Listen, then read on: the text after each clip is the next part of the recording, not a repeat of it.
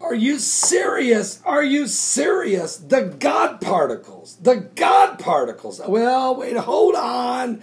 Oh, no, no, no. Don't think I'm very scientific when it comes to this, but I do understand God. When I say understand God, in my limited intellectual capability, I understand God to that degree. But when you ask me if I truly understand all there is to God's complexities, of course not. Neither do you. Neither does Stephen Hawkins, even though he may be onto something here scientifically. What he's talking about here, finding the God particle could destroy the universe, warned Stephen Hawking. Well, let me just tell you what he's talking about here. And I went and asked Heidi a little bit about it. Basically, though, the Higgs boson, or the God particle, could destroy the universe, according to Stephen Hawking, saying space and time could suddenly collapse, and we would not see it coming.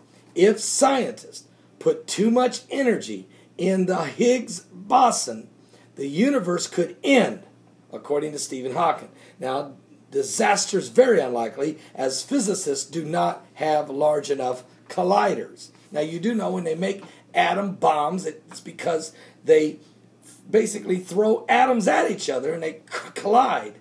And we were doing this, and when the atoms collided, it created these particles. And it's from these particles that we were able to make the atom bomb. But now we found out also in these particles there was what's called the God particle, which is an absolute enormously explosive possibilities theoretically if those were to collide. But we don't have the ability to make those collide, not yet. But underground, somewhere in different places, they are testing and trying to see if it is possible to create the God particle that could destroy the universe. Well, if that's the case, man would have the power to put an end to time.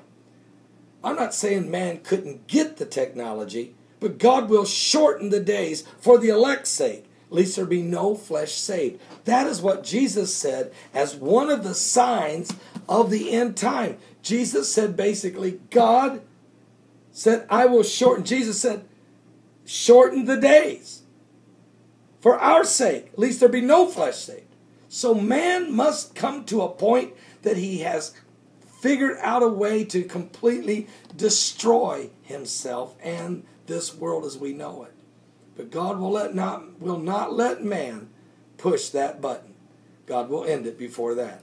And that's why you're seeing this rush of apocalyptic signs, water turning blood red, birds falling out of the sky, fish washing up by the millions, cattle falling over dead, extreme weather patterns of lightning bolts, raging seas, all types of different apocalyptic events, sinkholes opening up, swallowing 8 Corvettes, swallowing villas, swallowing homes with people in their beds and they're gone. I mean, you're seeing all types of monsoon rains, mudslides, earthquakes in diverse places, Ebola breaking out, wars, rumors of wars, nation rise against nation. These are all apocalyptic events, and they're happening quicker. And also the technology advancement and the rise of the New World Order, the one world government, the Antichrist and the false prophet, a one world currency, a mark of the beast system, a one world religion. All of these things are happening simultaneously, and the earth is starting to reel and rock like a drunken man. So what I'm trying to tell you is you're in the last days.